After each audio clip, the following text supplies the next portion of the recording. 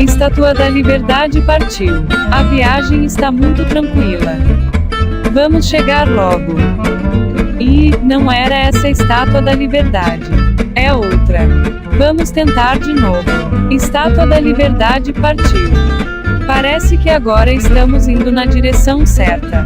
Chegamos. Agora sim, vamos começar. Bom dia de eleição municipal. Cristiano, você já votou? Cris, você já votou? Isabel, você já votou? Eu não voto. Meu título é de Brasília e Brasília não tem eleição municipal. Mas a senhora mora em São Paulo, mulher, e não vota em São Paulo? Cadê o Boulos? Né?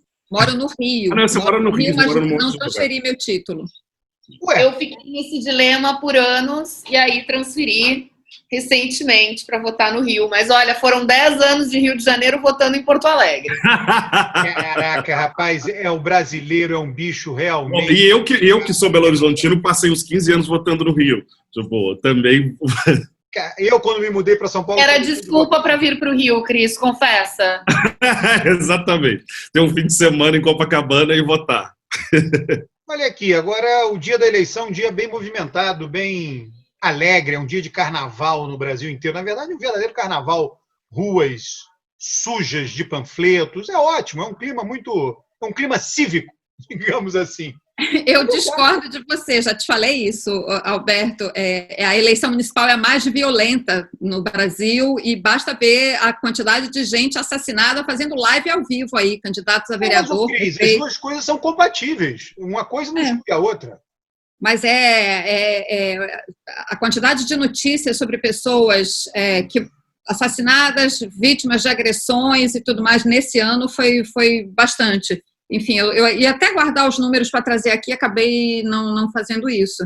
Mas todo dia, praticamente, tinha uma notícia de algum candidato a prefeito ou vereador agredido. Isso é muito sério.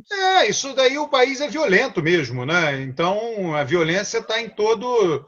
Né, na política, e aí com essa coisa de milícia, tráfico, principalmente aí em regiões metropolitanas, isso é parte do jogo. A política não vai... A política, o que acaba com isso são políticas públicas, né? Não vai ser na eleição que você vai acabar com isso. A eleição apenas, ela aparece, né? O que a sociedade já tem lá, já está lá presente na sociedade, né? Eu acho, né, que tem muita coisa aí que também tem um pouco de ilusão de ótica, que essa violência, parte dela... A gente nunca vai saber, né? Essa é a verdade, né? Mas parte dela sempre existiu, que hoje é mais noticiado. Hoje todo mundo tem um celular, pode gravar um negócio, pode filmar. Isso aí existia, sempre existiu. Olha, se você pegar o Nordeste, a violência política no Nordeste foi imensa, né? Já foi muito maior do que é hoje. O que a gente está falando é de violência política, principalmente nas regiões metropolitanas. Aí, esse caso aí que se tornou até nacional, em Magé, no Rio de Janeiro, né? Então, a gente está falando muito disso, né? Mas é isso, é resultado da gente não conseguir, ou não tentar, sei lá, enfim, combater o crime organizado no Brasil. E o crime vai entrando, o crime vai se fazendo representar na política. A política, a democracia é isso, né? Todas as forças sociais reais são representadas na política. Então, se o crime é uma força social real, em algum momento ele vai se fazer representar na política. Lamento, é assim que funciona. Sim, inclusive a milícia aqui no Rio de Janeiro certamente vai conseguir, inclusive, eleger, ela já tem, né, representantes na Câmara Municipal, e certamente vai ou reeleger ou eleger, está apoiando candidatos a prefeito, inclusive. Câmaras municipais de vários municípios do Rio, você pode considerar aí que metade dos vereadores são ligados, em alguns municípios, são ligados a algum tipo de ilegalidade pesada, digamos assim. Isso daí, basta colocar aí um pesquisador que vai descobrir isso facilmente. Você falou numa coisa interessante.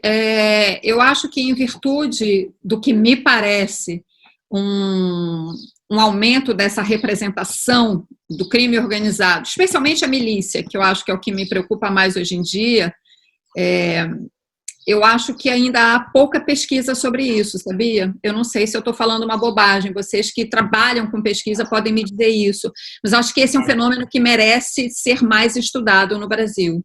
Eu acho que há bastante pesquisa assim, sobre milícia. O que eu acredito é que ficou muito concentrado no Rio de Janeiro, né?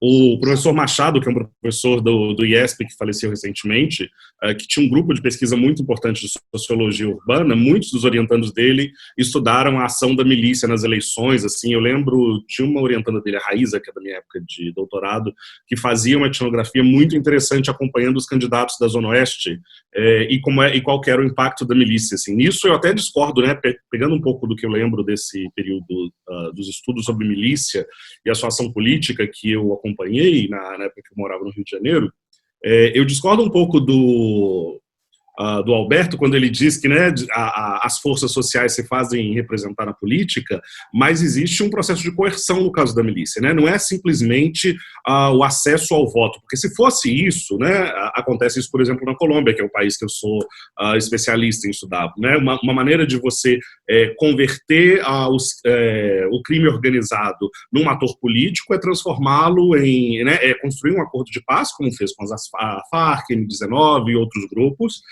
transformá-lo num partido político. Eles então abandonam as armas e entram no jogo político como qualquer outro ator ou grupo de interesse. No caso das milícias no Rio de Janeiro, elas são os únicos grupos de interesse naquela localidade. Há um controle sobre os... como é que chama o negócio de votar? Aquele papelzinho que a gente usa para votar, não sei. Título de eleitor das pessoas. Você pode contar, por exemplo, o número de votos que tem numa urna, os títulos de eleitor daquela urna e verificar se o candidato que eles escolheram não obteve uma quantidade mínima de votos. Então, existe um tipo de controle sobre a decisão do eleitor que não é democrática. Né? Ela é criminosa nesse sentido. Então, é óbvio que a democracia leva esse grupo a querer buscar poder e querer acessar a política institucional, mas o acesso que eles fazem disso não é seguindo as regras do jogo democrático. Mas existe, né, então, só para falar isso, existe sim muito trabalho, eu acho, concentrado no Rio de Janeiro. Eu não conheço, por exemplo, em outros estados, talvez Isabel, que lide mais com essa questão, talvez saiba, mas eu não conheço de outros lugares. Eu sei que no IESP, UERJ, né, que é onde eu fiz doutorado, existe um grupo de pessoas muito interessadas em estudar a ação política da milícia. Agora, peraí, hoje em dia de eleição a gente está falando só de crime. Hoje em dia de eleição a gente está falando só de crime. Vamos falar de eleição, do resultado. Pô. Não, tá, mas deixa eu só falar que no Rio, além do grupo do Machado, tem um professor importante da Federal Rural do Rio de Janeiro, da UFRR. Verdade. Esse eu já li. Que é um pesquisador que também trabalha com milícias e aí estudou também essa questão eleitoral. Eu lembro também da Lívia, que é uma colega que pesquisa os evangélicos, e aí por isso ela acabou pesquisando também as eleições e essas intersecções, enfim. Mas vamos falar de eleição, Alberto. Você pega aí Não, você vê a situação de São Paulo, por exemplo, né? Você vê, o Bruno Covas é um candidato do sistema, o Boulos é um candidato do sistema, o próprio Rio de Janeiro, né, o favorito, eu acho que vai acabar vencendo, o Eduardo Paes, né? Vai ter o segundo turno, não importa quem vá para o segundo turno com ele, ele acaba ganhando, é alguém do sistema. Então, assim, os estados aí, o Minas Gerais, né, o Calil é alguém do sistema hoje em dia, né? Ele teve a trajetória, inclusive, semelhante lá do Macri, né, na Argentina, né? Macri era presidente do Boca Juniors, né? O cara vai fazer política no clube. É importante, viu? É uma maneira de fazer política, é uma socialização política. Ele se torna presidente de um importante clube de futebol, depois vira prefeito, né? O Macri se tornou, inclusive, presidente, quer dizer. E você está tendo uma trajetória semelhante ao Calil. Então, todo mundo dentro do sistema. Estados aí que, na eleição passada, escolheram figuras, né? No caso, a eleição estadual, Witzel, totalmente fora do sistema, um fracasso. Minas, o Zema, né? Que um ilustre desconhecido de todo o sistema político de Minas. O próprio Dória, quando foi eleito prefeito de São Paulo, não tinha nada a ver com o sistema político. Então, gente que tem a socialização política. É como se, aos poucos, a coisa começasse a voltar ao normal. E a eleição municipal parece que está fazendo isso. Sim, eu concordo em termos com você. Eu acho que os processos eleitorais de 2016 e 2018, né, 2016 e 2018, eles permitiram a ascensão desse grupo da antipolítica, E eu diferenciaria o grupo da antipolítica entre aqueles antipolíticos que, de fato, levam o discurso e a prática, que é uma coincidência entre a prática e o discurso, ou seja, eles são antipolíticos, e aí, uma vez na política, eles agem com a não política, e aqueles antipolíticos, ou cujo discurso é antipolítico, mas a prática é bastante política. O Khalil se encontra no segundo grupo, né? E você percebe como o eleitor está avaliando muito mal aqueles antipolíticos que se elegeram, Witzel, Zema, o próprio Bolsonaro e outros, cuja administração política é bastante incompetente. Né? Revela que, para você ter um discurso antipolítico, é importante que a sua administração contrabalance o discurso. Isso o Khalil tem feito com bastante... como é que eu posso dizer? Ele tem feito isso com bastante sucesso. Além de ter sido um sujeito inteligente, por assim dizer, que ele foi migrando para o centro da institucionalidade política. Ele começa num partido muito pequeno, aí ele migra para o PSD, que é um partido importante, um partido grande do centro político brasileiro, faz grandes coalizões, enfim. Nesse sentido, eu concordo com você, né? O que nós estamos vivendo hoje, me parece que as escolhas dos eleitores, em tudo que nós estamos vendo nas capitais, nas grandes capitais, têm ido mais para o centro da política mais profissional, de uma socialização política mais séria. Eu acho que é um reajustamento de contas, e isso é muito bom para o cenário, assim, pegando em termos de tendência para as próximas eleições, me parece que é bem positivo. Você pega, por exemplo, a gente passar algumas capitais, né? Porto Alegre vai ter segundo turno. Eu não sei se a Manuela ganha, parece que eu não acompanhei, viu, Isabel? Tive uma ou outra informação. Ela é uma figura que tem aquela... pelo menos no passado, parece que essa campanha ela andou usando para mudar a imagem, né? Aquele gueto estudantil, né? Que defende aquelas teses, né? Praticamente de diretório acadêmico, né? Que aí fica muito sujeito à guerra cultural em segundo turno, né? Ser acusada de abortista, aquelas coisas todas que a gente já conhece, né? E parece que ela fez uma campanha já se vacinando disso. Se ela fez isso, pode ser que, de fato, no segundo turno ganhe, porque ela será vítima desta guerra cultural. Ela vai ter que ser mais conservadora no segundo turno, e imagino que já tenha sido no primeiro, pelo menos a informação que eu tive. Em Florianópolis vai ganhar o DEM, um cara que recentemente se mudou para o DEM, é o prefeito de lá, bem avaliado. Curitiba, a mesma coisa. Né? Você vê, o DEM tende a se sair bem na eleição. Florianópolis, Curitiba, Rio de Janeiro, Salvador, e tudo gente de dentro do sistema.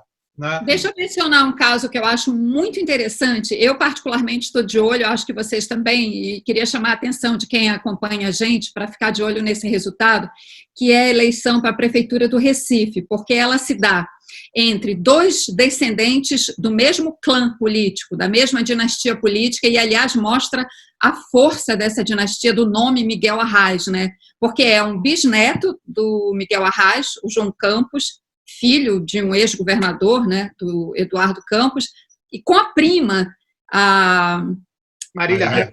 Me escapou como é o nome dela? Marília Arraes. Então, a disputa é entre dois políticos jovens da mesma dinastia, dentro do espectro da centro-esquerda, homem e mulher. Eu acho, a mim, particularmente, me parece a eleição mais interessante de acompanhar, a que tem um conteúdo de imprevisibilidade,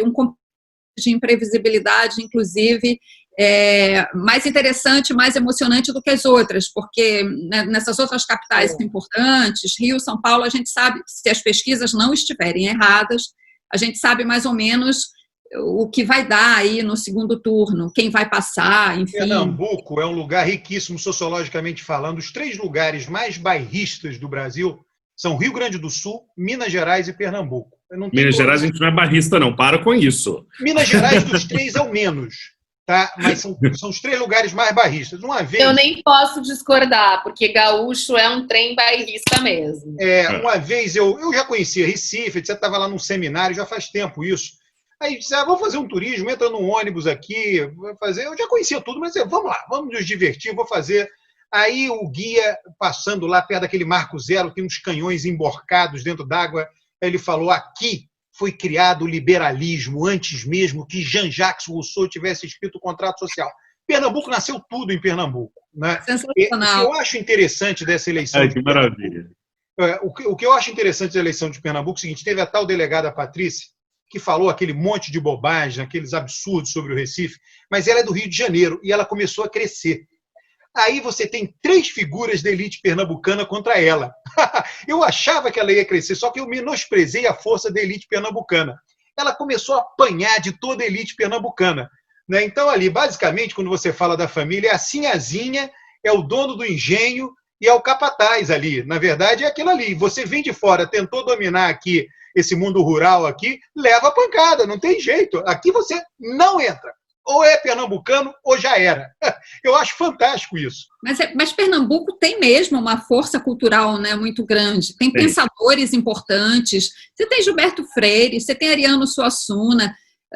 Alguns poetas são de lá. João Cabral, de Melo Neto, Manuel Bandeira. Pernambuco é incrível. Eu sou apaixonada por Pernambuco. O liberalismo nasceu lá, antes de Rousseau. Nasceu lá. A cena musical mais importante do Brasil é de lá atualmente. Eu também sou apaixonada por Pernambuco, acho que é impossível não se apaixonar né, pelo Estado e tudo mais. E Lula saiu de lá. Mas acho importante a gente lembrar sempre que essa divisão Casagrande e Senzala, essa coisa do engenho, isso se repercute, né? Eu lembro de um professor meu contando que foi num congresso em Pernambuco, e no Recife, e aí o congresso, o evento acontecia numa casa de uma pessoa que é um professor da universidade, enfim, é uma história antiga, algo que aconteceu na década de 90, sei lá, e aí tinham as mulheres que estavam servindo na festa, obviamente eram mulheres negras, fantasiadas de mucamas. Coisa horrível. Ou seja, horrendo, né? Você reproduz. Para que isso não exista mais, gente. Pois é, não sabemos. Mas eu lembro que esse professor antropólogo contou com muita curiosidade. Assim, ele falou, pois aquilo me chamou muita atenção, porque era uma reprodução contemporânea de algo da escravidão. Quer dizer. Mentira que não é que não aconteça mais. Não teve o caso aí da mulher do como é que chama? Né? Não, como é esse o nome dele? É um publicitário famoso, Nizam Guanais. Ela era diretora da Vogue e deu uma festa na Bahia em que havia uma cadeira que é tradicional do candomblé, em que ela se sentava nela e havia várias mulheres negras fantasiadas de mucamas, recebendo os convidados, e os convidados eram colocados para sentar numa cadeira que é uma cadeira importante dos rituais do candomblé, e gerou toda uma confusão, até que ela chegou inclusive a ser retirada da diretoria da Vogue. Ou seja, não é só 1990, né? E não é só Recife e Pernambuco. Esse padrão Casagrande e Senzala, ele é reproduzido por todos os lugares do Brasil, assim, com seus quartinhos de empregada, é o Casagrande e Senzala das classes médias do Sudeste, por exemplo. Teve um caso muito recente em Belém, de uma festa de 15 anos, em que o tema era esse. A aniversariante de 15 anos era vestida de sinhazinha, servida por mucamas. Só que alguém postou na rede social e virou um escândalo, enfim, e a promotora do Rio, justificando que esse era um tema que era procurado pelas aniversariantes. Enfim, modernização conservadora do Brasil, é o nome disso. No interior do Rio tem aquele turismo em Vassouras, naquelas fazendas que tem as casas até hoje estão lá, né? Fazendas de café. Fazenda de café que você tem no fim de tarde lá, você vai lá e participa, né? Paga, evidentemente, daquele chá, daquele banquete de fim de tarde. Eu não sei se é fantasiado, mas enfim. Não é não. Mas você tem safari na Rocinha, você tem safari nas favelas. Enfim, se você quiser buscar Casagrande e Senzala no Brasil, o que não falta é exemplo. Mas, Cris, essa reflexão eu acho curioso, tá? Porque se você... isso tem até um padrão de turismo, né? Se você vai fazer turismo nos Estados Unidos, é bem interessante. Turismo nos Estados Unidos vai te levar nas áreas negras, vai te levar para conhecer o jazz, né? Vai te levar para essas coisas, Nova Orleans, mesmo em Nova York. Turismo no Brasil vai te levar na Rocinha, vai te levar no ensaio de escola de samba, no sábado à noite da Mangueira. Na Europa, não. Na Europa, você faz turismo, você vai na Ópera de Paris, você vai ver um balé, né, no centro de Moscou, no centro de Berlim. Você não tem esse tipo de visitação. Não tem o que ver na Europa com esse padrão. É curioso isso, do que revela das Porque eles escravizaram fora do continente. Não dá.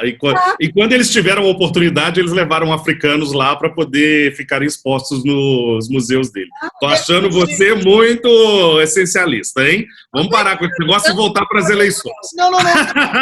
Isso daí já temos 3 programas que você está muito essencialista. Vamos melhorar essa sua etnografia aí. Que o povo não faz parte da autoimagem europeia. Existe. Não, Alberto, o povo não faz parte, não. Isso é outro.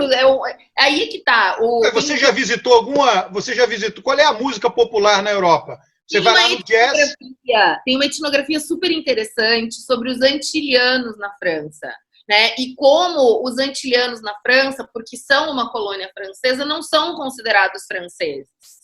E aí é cidadão à parte e cidadão em toda parte o título dessa etnografia. É um trabalho que mostra justamente essa relação com o território que a França tem. Então, colonizou fora, né, fez várias violências fora, isso que o Cris estava falando. Mas dentro da França, o citoyen é o citoyen, mas fora ele também é cidadão francês, pelas regras. Mas você não respondeu o que eu coloquei, né? Típico, né? Quando você visita esses países, por exemplo, eu estou dizendo, vem um gringo aqui, ou vai um gringo nos Estados Unidos. O que o americano mostra para ele, além da Estátua da Liberdade, etc.? Mostra o jazz, mostra o Harlem. Mostra o Outlet. Não, é um fato, né? E o que nós no Brasil mostramos, além do Cristo Redentor? Mostra a Mangueira, você não tem isso na Europa. Você não vai mostrar, você mostra a autocultura. E acabou. Não tem a cultura popular. Você não mostra cultura popular na Europa. Você mostra cultura popular no Brasil. Você mostra cultura popular nos Estados Unidos. Eu não sei, talvez na Colômbia também, mas na Europa você não tem. Você não vai, talvez em Londres você visite para conhecer o Hackney, entendeu? Mas eu não sei outros lugares que você... Qual é a cultura popular que um turista é submetido na Alemanha, na Itália, entendeu? Eu não sei. O que foi que o povo, né, a cultura popular nesse sentido? Aqui nós contribuímos, a cultura popular contribuiu com samba e muitas outras coisas. O samba é o que tem maior evidência, né? Nos Estados Unidos o jazz e, consequentemente, o rock. O que na Europa fez? Nada. Esse é um fato. Eu estou dizendo, a sua argumentação de Antilles, etc., não responde a isto que eu estou falando. É uma outra coisa, é diferente. Que não enxerga culturalmente como parte. E aí é outra coisa. Eu acho que são outras manifestações culturais que existem nesses lugares e que vão ser os pontos turísticos, digamos assim, né? Você não faz city tour na Europa em bairro pobre. No Brasil e nos Estados Unidos você faz. Tá? Porque eu já fiz, mas é porque eu fui para lá errado. Enfim. Então, mas isso tem que ser analisado. Por que é isso? Eu não sei, né? Eu estou dizendo, é um fato. Tá aí. Vamos buscar análises diferentes, que eu continuo achando você muito essencialista. Vou trazê-las na próxima semana. Eu só queria dar um pitaco nessa história. Eu acho assim, a Europa, você vai fazer turismo na Europa, você vai a locais, a pontos turísticos que falam da história daqueles países. No Brasil e nos Estados Unidos, também, a gente vai a lugares ou a lugares de manifestação que mostram a cultura dos nossos países também, a história e a cultura. E a nossa cultura está associada a esse processo de dominação, de escravidão que houve aqui. Então, assim, eu não vejo muita... Eu entendi o que o Alberto falou, mas, enfim, eu vejo que... enfim, eu estou falando pela minha experiência de turista, tá? Eu não conheço e nem domino essas ferramentas e esses conceitos que vocês estudam e conhecem. Mas, assim, cada um mostra o que tem, a sua história. A história em solo europeu foi aquilo. A fada sensata desse programa. Não, é só uma coisa. Na verdade, eu quero resumir o meu pensamento no seguinte: não houve escravidão em solo europeu. Não a escravidão como sistema de dominação, como houve aqui no Brasil. Então, nossa história não pode ser dissociada disso. A nossa cultura está associada a isso. Está tudo relacionado a isso. Numa parte dos Estados Unidos também. Né? Na Louisiana, você vai visitar as fazendas, as antigas fazendas, as plantations. Você visita a casa grande deles lá, você visita o que era a senzala deles, que é até um pouco diferente da nossa, porque tem as casinhas. Bem diferente, tem umas casinhas separadas. E quando você está lá na Casa Grande, eu fiz esse passeio, é incrível mesmo. Tem o cara lá também todo paramentado, como se fosse o serviçal. A diferença é, esta pessoa, que é o serviçal lá, que fica banando as sinhazinhas, é um funcionário daquele empreendimento de turismo branco. Isso me chamou a atenção. Era um funcionário branco, não era um negro que estava representando esse papel hoje na contemporaneidade. Quando você visita aqueles grandes monumentos, aquelas lindas cidades europeias, aquilo tudo foi feito em cima da servidão. Tá? Sim, tudo cidades estatais. Você visita o seguinte, o Palácio de Versalhes. O Palácio de Versalhes, você só visita o Palácio de Versalhes por causa da servidão. São Petersburgo foi construída em cima da miséria dos camponeses. Todas as cidades que nós visitamos na Europa e admiramos muito, Viena, Paris, foram cidades construídas em cima inteiramente da servidão. Arco do Triunfo, você não tem cidade burguesa. As cidades burguesas são absolutamente, cidades comerciais, são absolutamente austeras diante de cidades imperiais. As cidades imperiais só são viáveis em função de uma altíssima concentração de renda na época em que foram construídas. É por isso que o Walter Benjamin vai dizer que todo documento da civilização é um documento da barbárie. Isso aí. Política. Olha, incrível, né? Olha a discussão que a gente teve a partir da conversa sobre as eleições. Mas por quê? Porque política vence o mais forte. Na política vence o mais forte. Então, quando você vai falar de política, a política é o lugar que não tem mimimi. Eu sempre digo isso, não tem mimimi na política. Você tem mais voto, você ganha. Você tem mais dinheiro, é uma soma. É o que é mais forte. Não tem nada... Olha, qual é o poder que existe acima do poder do político? Nenhum. Ele vai lançar a mão do poder que ele tem, dado os limites sociais para o uso do poder. Se o limite aumenta um pouquinho, ele vai usar mais. Se o limite diminui, ele usa menos. Então, a gente está falando de poder. Quem tem poder, manda. Quem pode, manda. Quem tem juízo, obedece. Sei lá, aquela... Manda quem pode, obedece quem tem juízo. É um pouco isso, não tem saída. São estruturas de poder. Quando a gente fala de eleição municipal, a gente foi parar em Pernambuco. Né? O Rio Grande do Sul é diferente. Né? O Rio Grande do Sul é menos hierárquico que Pernambuco. Ah, não é mesmo? Menos é. Ah, não é mesmo, não, Roberto. Eu já fui muito no Rio Grande do Sul, conheço poucos lugares mais hierárquicos do que lá. Não, e a única coisa que eu acho que tem que eu diria como diferença e essa coisa de eu ser gaúcha e morar no Rio de Janeiro, né? Eu acho que a única diferença, e acho que é uma diferença interessante de ser pensada, e que acho que os paulistas também têm, é que os gaúchos, os paulistas, eles não batem no peito para dizer que fizeram alguma sacanagem. Tem que esconder a sacanagem que faz, porque é feio agir de um modo antirrepublicano, porque é vergonhoso. Agora, não esconde isso não, gente. O carioca não esconde, isso que eu tô falando. O carioca bom. bate no peito e diz: furei a fila mesmo, consegui passar na frente no Detran, soneguei aquele imposto porque eu não sou otário, entende? O gaúcho não, ele faz isso, mas ele tem que mentir que não faz. Não pode furar a fila do elevador porque é preciso fingir que está esperando todo mundo. Então tem uma coisa com espaço público que eu não consegui ainda entender qual é, que você não pode malandrear, porque senão vem alguém e te diz: espera aí, né? Você está agindo de um modo equivocado com o coletivo, com o todo. Agora, não é que não tenha sacanagem não e que não seja hierárquico. O troço é hierárquico muito.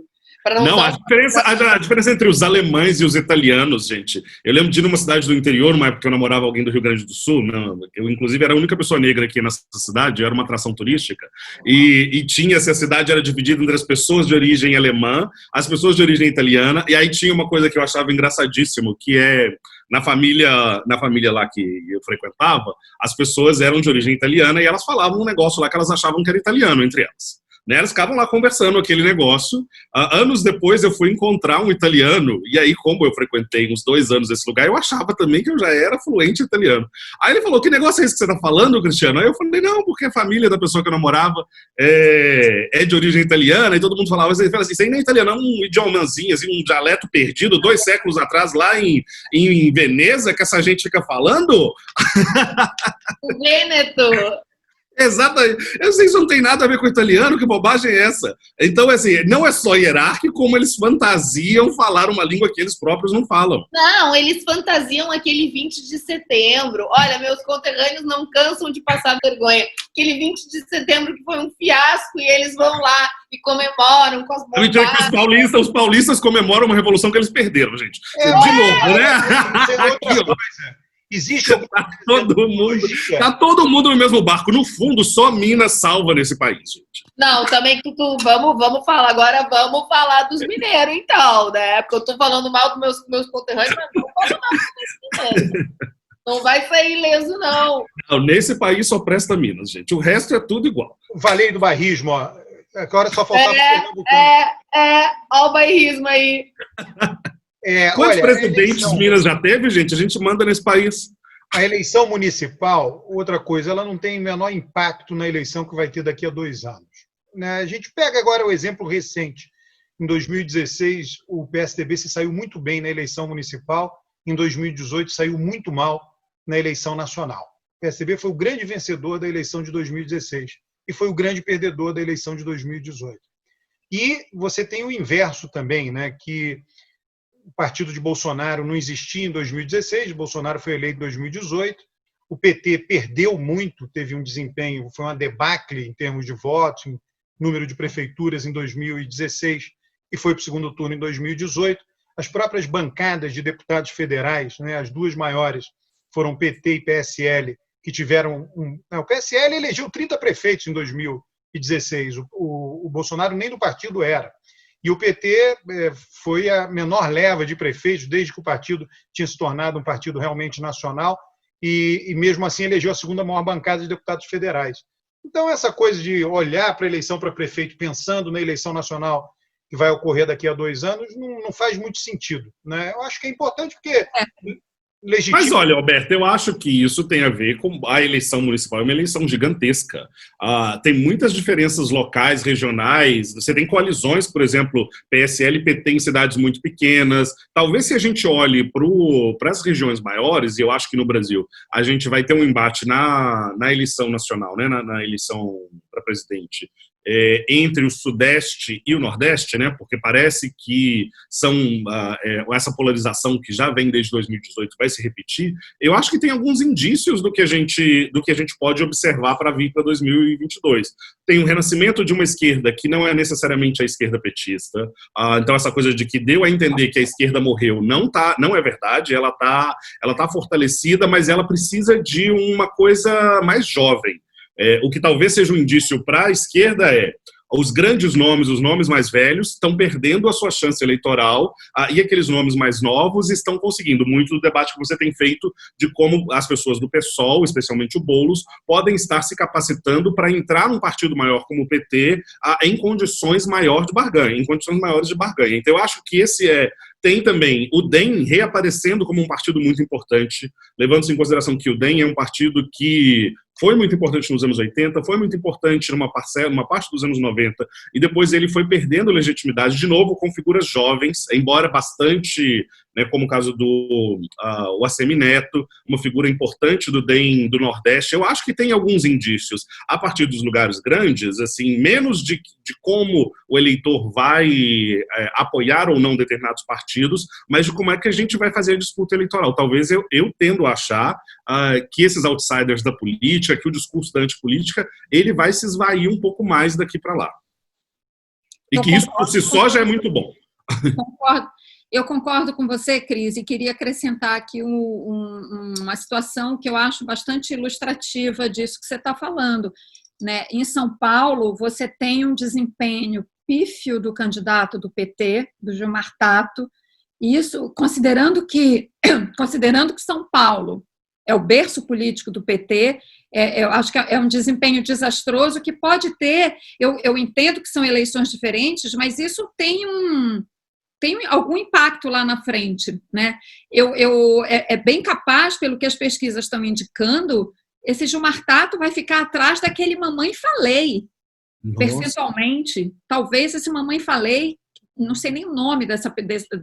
Arthur Duval o nome dele. Esse aí. Inclusive a mãe dele é historiadora. Eu acho que é tudo rebeldia de adolescente o que ele faz. A mãe dele é historiadora, acho que é professora de lugar importante. Não, só desgosto? Eu assisti um dos debates dos candidatos em São Paulo, para, enfim, me dei a essa pachorra de assistir para ver o desempenho deles e tal. Ele é uma figura, assim, dá até medo, né? A agressividade dele, enfim, uma figura horrorosa. Mas ele, pelas últimas pesquisas, é bem capaz de ele ficar à frente do candidato do PT. Considerando que isso é em São Paulo, né, e que eu considero um erro muito grande do PT não ter dado apoio ao Boulos, isso pode, inclusive, a gente não sabe se o Boulos vai passar para o segundo turno. Se ele tivesse o apoio do PT, muito certamente ele teria garantido uma passagem para o segundo turno, até onde eu estou vendo os números. Então, assim, isso certamente vai ter algum impacto lá na frente, alguma consequência, pelo menos lá na frente. Em que medida, na próxima eleição, não sei. Mas isso não é uma coisa, não é um acontecimento assim irrelevante nesse cenário atual da política e para a esquerda especificamente. Acho que isso vai ter, sim, algum desdobramento lá na frente, o que eu lamento muito, vai ser um desdobramento ruim, eu vejo, né? No Rio de Janeiro também, né? Acho que, estou falando da esquerda porque, enfim, é o que eu acho mais importante, que tem que ter uma política consistente para enfrentar essa situação de autoritarismo no país, que eu sei que o Alberto discorda, mas eu estou aqui falando já, é o nosso velho debate. Mas, assim, o Freixo, por exemplo, não ter sido candidato é um erro muito grande, um erro brutal. E está aí. Inclusive, o próprio pessoal do Rio de Janeiro parece ter abandonado a candidatura à prefeita, né? Você só vê os correligionários do PSOL no Rio falando sobre o Boulos, assim. Sim. Não, no Rio, que eu soube é que o pessoal do PSOL já foi apoiar a Marta Rocha. Tá? Não, eles não estão fazendo nenhum esforço para a campanha da candidata a prefeita deles. Chega a ser até vergonhoso. Olha, são muitos partidos. Ô, Cris, eu só vou chamar a atenção de um aspecto, né? É muito teórico você dizer assim, o PT deveria ter apoiado o Boulos. Quer dizer, é um partido político, tem uma estrutura, é uma coisa imensa, né? O PT em São Paulo é imenso, né? Tem muitos interesses, tem interesses eleitorais, do eleitorado, né? Uma vez eu fui num evento, praticamente uma etnografia de um deputado federal do PT, um ginásio. Matou antropólogo agora. Um ginásio lotado, um ginásio imenso, lotado, com gente de todo o município, de todos os estados, ônibus. Quer dizer, você não pega e dá um clique e desmonta isso, e diz, pessoal, agora acabou, vamos apoiar outro fulano. Não é assim. Você entendeu? Tem uma base gigante, uma estrutura. Olha o Alberto fazendo de conta que existe democracia no interior dos partidos. Não é que existe democracia, é que você tem uma vida partidária. Você tem uma vida partidária, eu estou falando do que eu vi no PT, não é todo partido. Você tem uma vida partidária, existem processos que têm legitimidade interna. Então, em algum momento, ninguém questionou. Vamos lá, vamos para o mundo da antropologia. Ninguém se questiona, é natural. O PT vai ter candidato. Pronto, não se questiona, vai ter. Por que não se questiona? Porque é legítimo. O que tem consentimento é ter candidato. Não ter candidato não é legítimo, não tem consentimento. Tá? Então, vai ter candidato, vai ter um processo para escolher. Qual é o processo? Escolher o candidato. Pronto. Põe o candidato, é bom, é ruim, não interessa. Passou por tudo isso. Você não reverte isso no meio da campanha. Se agora vamos dar um clique, tudo isso que a gente fez para trás deixa de valer. Ora, isso, primeiro, é inviável, né? E se alguém tivesse o poder de fazer isso, ia deixar cicatrizes, ia quebrar, né? É um cristal que se quebra. Não é assim, é uma coisa teórica você dizer que, olha, o melhor, né, você está olhando para... E outra coisa, né? Quem diz isso também está achando que toda eleição é a última que vai ter no mundo. Não tem eleições para sempre. Você perde essa, ganha outra, se arruma. Né? Enfim, Erundina foi eleita em 88. Né? O jogo é contínuo, o jogo não para. Né? Faz parte do jogo perder, não tem nenhum problema em perder. Né? Você não ganha todas. Né? O que você tem que saber é, sei lá, o que você pode fazer para aumentar o poder de barganha. Porque ainda que você aumente o poder de barganha, você vai perder lá na frente. As pessoas... É interessante você perceber que a política atrai muita gente que não é política. E eu diria mais, a política atrai muita gente que, na verdade, não é pluralista. Muitas análises da política pressupõem que haverá um domínio de um partido pela eternidade. Não acontece assim. Você tem que admitir que a sociedade é dividida e que haverá vitórias e derrotas. Né? daí os motivos da derrota, vai corrigindo. O que eu acho interessante até, se a gente em algum momento quiser fazer a transição para falar um pouquinho da eleição americana, né? Existe eleição nos Estados Unidos desde 1824. Então o americano olha para aquilo ali, eleição, tem lá, vai lá, vota, dá o resultado, assume, governa. Ele olha para aquela eleição, isso aqui é mais uma eleição. Se existe desde 1824, vai existir até 2200, não sei quanto. Que diferença faz se ganhou fraudado, não ganhou, se a apuração foi rápida, foi lenta? Aqui é como se fosse sempre o fim do mundo. Uma eleição é como... Cara, na boa, está garantido o calendário, é só mais uma derrota, uma vitória e bola para frente. É assim que eu vejo. Tanto não é mais uma eleição que a sociedade americana se mobilizou e o comparecimento dos eleitores foi recorde nessa eleição. Por quê?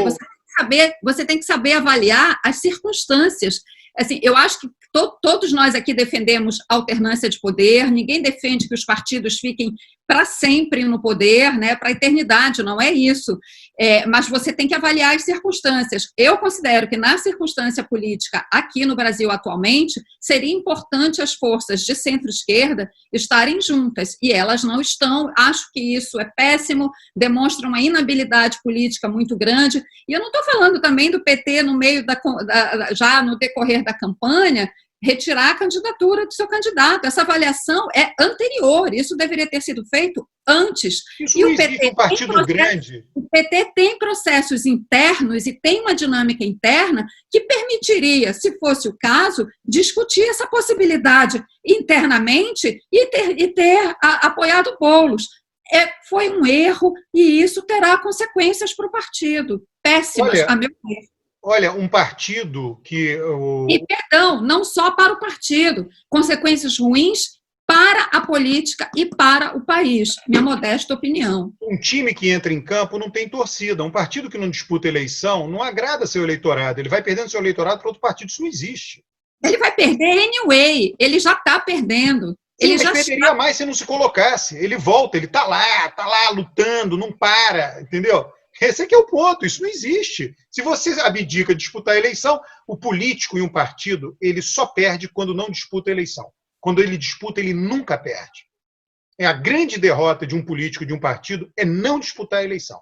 Uma vez disputando a eleição, ele já foi vencedor, porque ele se colocou, ele está lá defendendo. Esse caso da eleição americana, Cris, tem uma frase, eu não conhecia, tá? Alguém me colocou no Twitter, alguém que viu lá, quando eu mencionei Tocqueville e a democracia na América, uma frase da democracia na América, muito interessante, que Tocqueville diz o seguinte: olha, a eleição americana é curiosa, porque os candidatos, eles vão lá defender lá aqueles princípios dele, mas eles não querem aplicar aqueles princípios na sociedade, eles querem simplesmente dizer que os princípios que eles defendem venceram a eleição presidencial. E aí ele utiliza a metáfora de um rio, ele diz: a eleição presidencial nos Estados Unidos, aquele período que antecede a eleição presidencial, é como se fosse um rio numa enchente, um rio turbulento. Passado o dia da eleição, o rio se acalma e volta a correr naturalmente dentro do seu leito. É um pouco o que a gente acabou de ver. É impressionante como é que o cara escreveu isso no século XIX e a gente está vendo isso acontecer no século XX.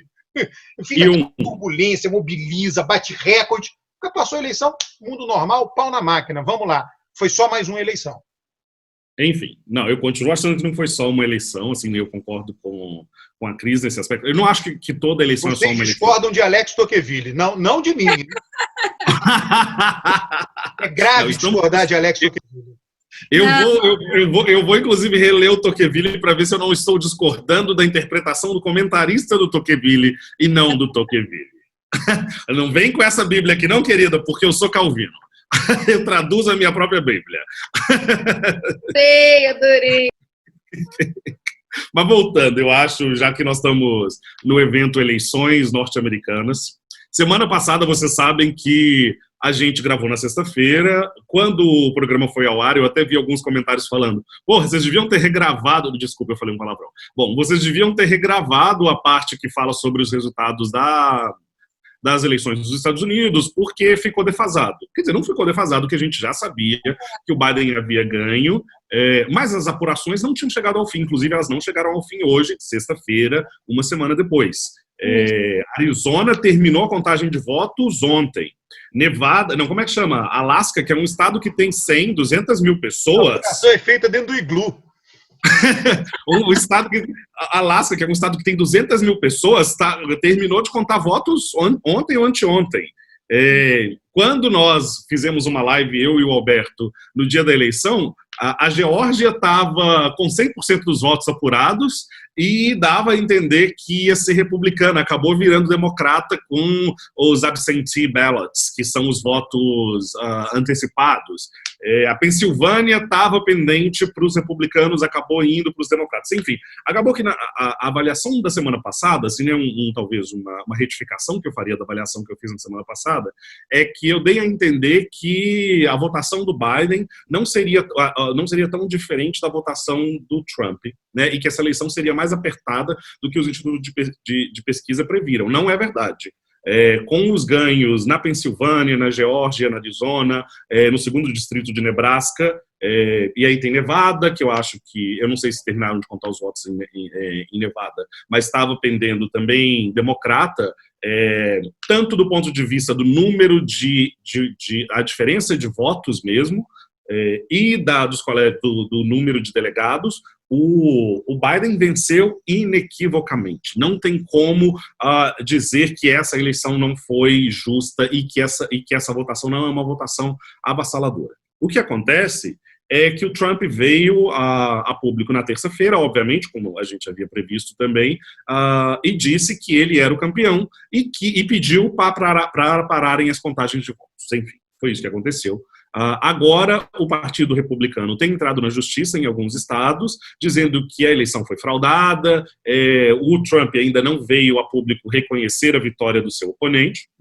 O meu entendimento é que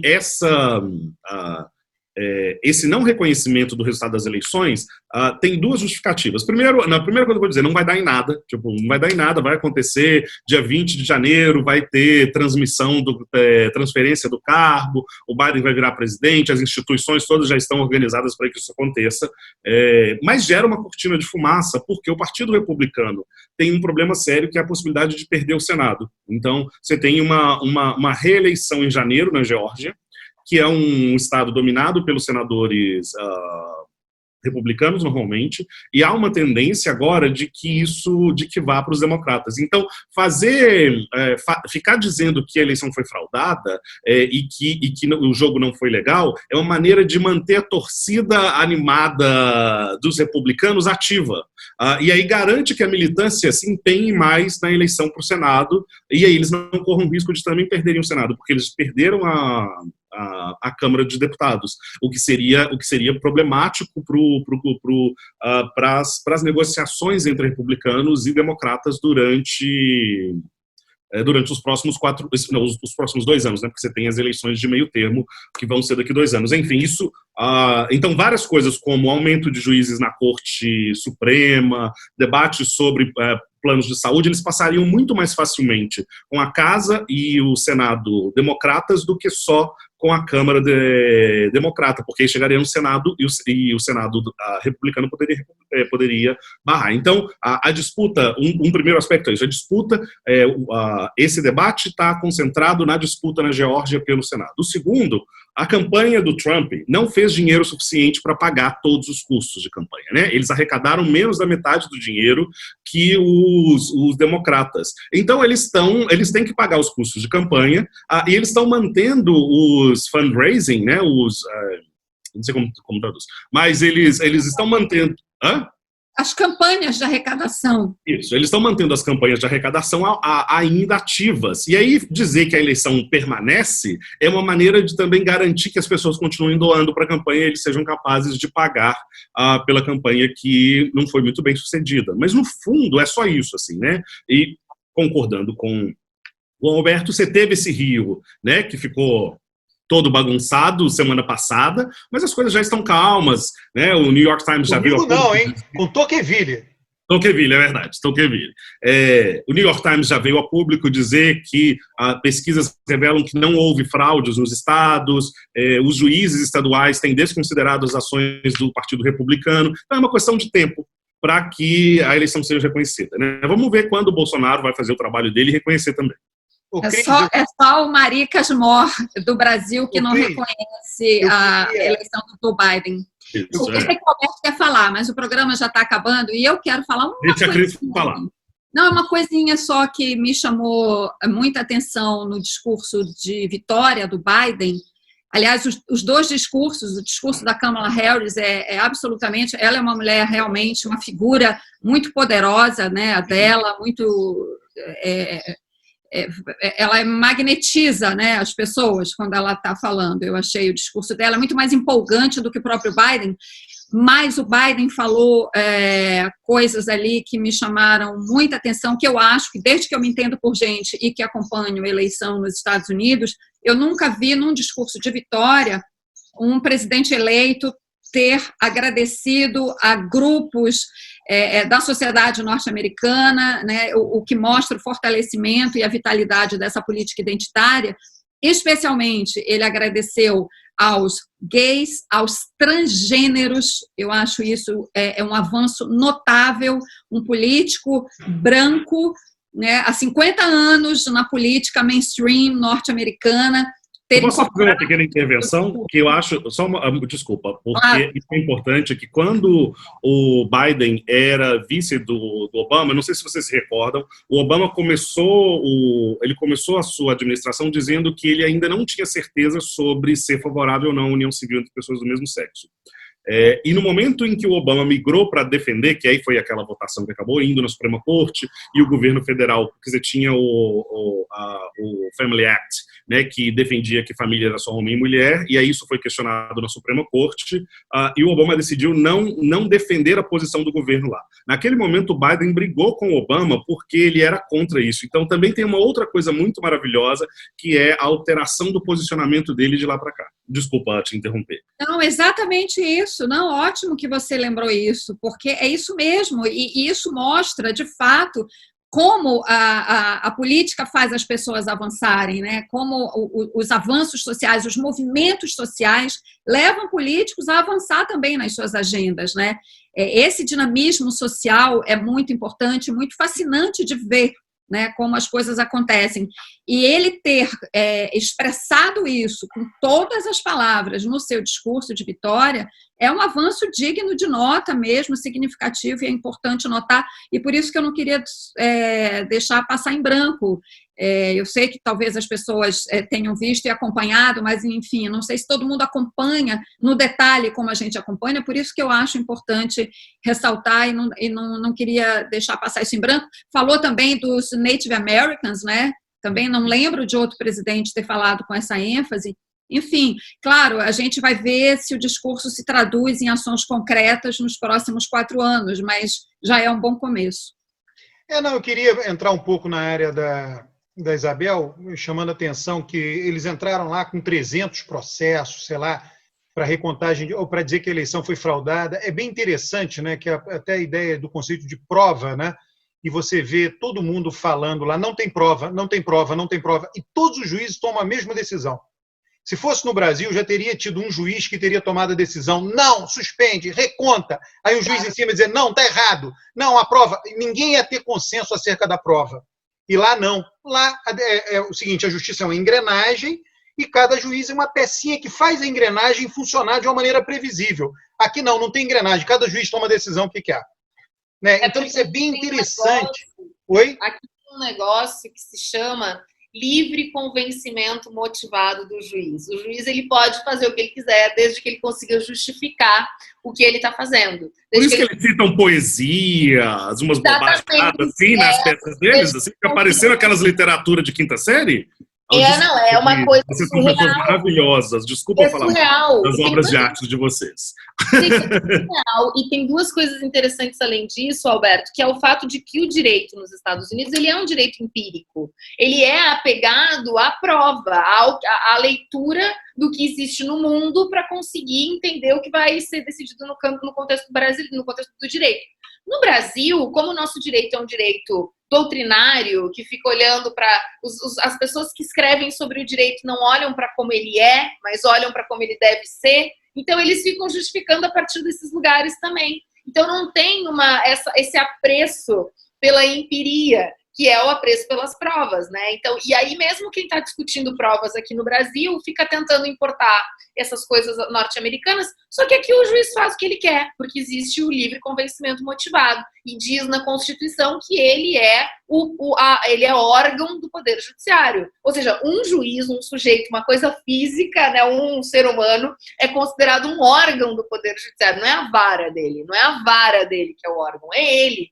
Então, é muito poder para uma pessoa só mesmo, é um poder muito grande.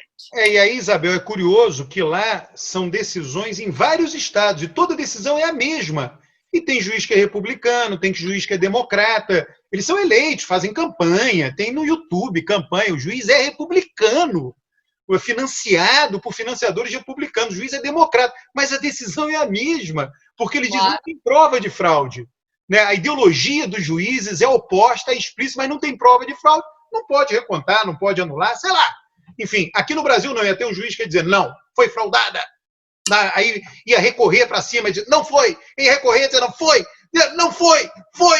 Cara, você nunca sabe o que acontece. Se foi ou não foi. Isso, entendeu? Eles fazem o que eles querem. Tem uma tese de uma colega da Bárbara que ela queria ter colocado esse título. Eles fazem o que eles querem. Ela só não colocou o dia.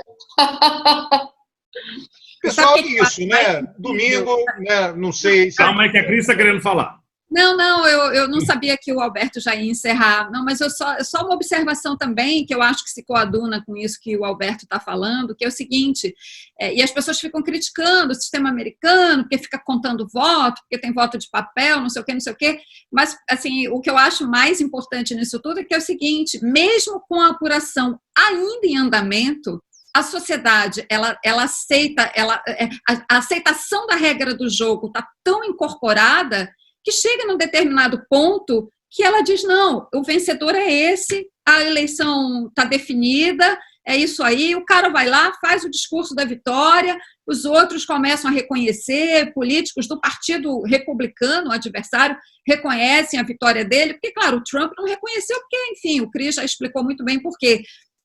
Mas, enfim, é isso. Ainda que a gente fica olhando daqui e diz, que sistema arcaico, nossa, é muito mais rápido. Pois bem, eles, com todo o sistema arcaico, entre aspas deles, de apuração, votação, seja o que for, mas chega num determinado ponto que o resultado está claro, todo mundo aceita e o Rio volta para o seu leito normal. Eu acho isso notável. O Trump não é o Aécio Neves e o Partido Republicano não é o PSDB. É isso aí. Pessoal, um bom dia, boa votação. Não sei se vocês já votaram, não votaram, etc. Não importa em quem vote, é uma democracia, o país é plural. Importa sim, votem em mulheres. Votem em mulheres, votem Para em com esse negócio de ficar enchendo as câmaras de vereador e as prefeituras de homens, gente. Já não aguenta, ninguém mais aguenta votar em homem. Bom voto para vocês que votam. Eu não vou votar, meu título é de Brasília, só em 2022. Bom dia. Bom voto, gente. Bom dia, bom domingo para você. Bom domingo.